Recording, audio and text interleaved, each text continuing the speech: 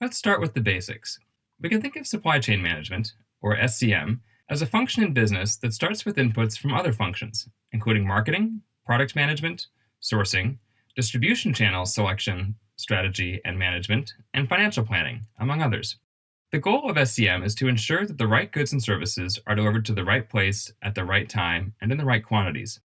Ideally, this is done at the lowest cost possible within their selected supply chain strategy. Let's take a look at two products and how their supply chain strategy differs: canned soup and phones. Commodity industries, like canned soup, have such low margins that cost and efficiency are their primary drivers. For high margin industries with evolving supply and demand information, like smartphones, speed and agility are key.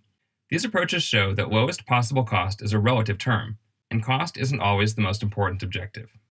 Supply chain management is often used as an umbrella term, referring to military logistics, today's multimodal commercial logistics, and the more manufacturing and service industry specific field of operations management.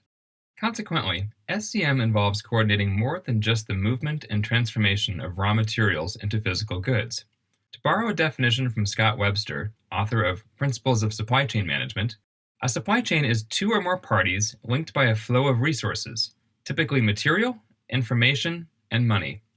It includes five major categories of activities: buy, make, move, store, and sell. You can see how many parts of a typical company those activities touch. When looking at the supply chain for even a basic product like canned soup, there are many entities involved. Parties like raw material suppliers, component suppliers, cooking and canning facilities, distributors, wholesalers, and retailers all are involved before the product becomes available for the consumer to purchase. Each of these relationships involves a flow of material, information, and money.